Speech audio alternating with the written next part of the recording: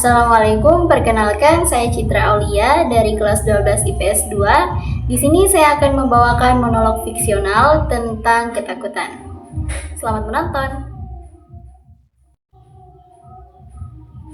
Ketakutan. Kalimat yang sederhana, namun semua hal yang menyeramkan tiba-tiba saja terlintas. Ketakutan, takut. Semua orang pernah merasakan.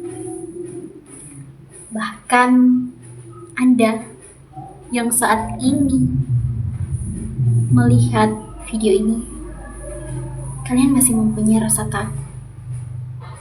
Percaya atau tidak? Saya bukan psikolog, saya juga bukan paranormal, tapi ya sudah jadi rahasia umum, bukan? Takut, ketakutan, asal kalian tahu. Ketakutan itu bagaikan rantai yang mengikat pada kaki kalian.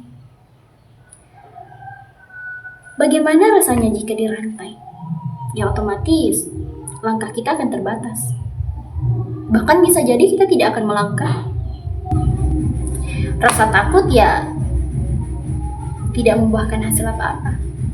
Tidak membuat kita aman. Tidak. Malahan ya bisa dikatakan rasa takutlah yang membawa kita lebih dalam dan lebih jauh lagi dari yang namanya keberhasilan. Tapi saya pernah gagal. Oh iya, semua orang pernah gagal. Semua usaha ya pasti harus gagal. Berbicara tentang kegagalan, itu juga faktor utama bagi orang-orang untuk merasakan yang namanya ketakutan. Takut mengambil langkah, takut mencoba lagi, karena takut akan kegagalan. Tapi tanpa kita sadari, kegagalan hari ini menunjukkan jati diri kita yang sebenarnya. Karena kita bisa tahu bahwa langkah ini yang saya ambil kemarin itu saya gagal di sini. Makanya kita harus mengambil langkah lain. Tapi kalau kita tidak pernah gagal, susah untuk mengenali yang mana yang harus kita ambil, yang mana jati diri kita. Iya tidak? Jadi ya, pada dasarnya ketakutan merenggut semuanya.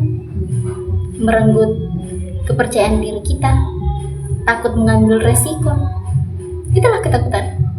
Sangat menyeramkan, bukan? Namun kita punya dua opsi.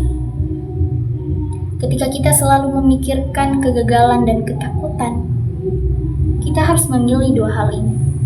Yang pertama, menyerah sebelum mencoba, atau yang kedua, gagal setelah percobaan. Terserah Anda mau memilih yang mana. Karena yang mengendalikan diri kita sendiri itu ya diri kita sendiri dan Allah Subhanahu wa Ta'ala pastinya. Selebihnya tidak ada. Pasangan, kerabat, teman, sahabat, mereka tidak memperdulikan kita. Bahkan mereka senang ketika kita mengalami kegagalan dalam usaha kita. Bohong jika mereka mengatakan, kok gagal sih? Kan kita mau lihat kamu berhasil. Gak mungkin, mereka suka lihat kita yang gagal. Tapi ketika kita sudah berhasil, mereka akan berbondong-bondong mendatangi kita, mengakui kita sebagai pasangannya, mengakui kita sebagai sahabatnya, mengakui kita sebagai kerabatnya. Itulah fakta. Dan ya, kembali kepada diri masing-masing. Jika kita terus berada dalam lingkup ketakutan, bersiap akan masa depan yang suram. Saya bukan Tuhan yang menakdirkan seseorang seperti itu, tapi sudah menjadi rahasia umum bahwa orang yang takut mengambil resiko adalah orang yang gagal dalam segala hal, bahkan kehidupan. Kita harus berani mengambil resiko. Dengan cara itu kita bisa lepas, kita bisa pergi dari yang namanya ketakutan.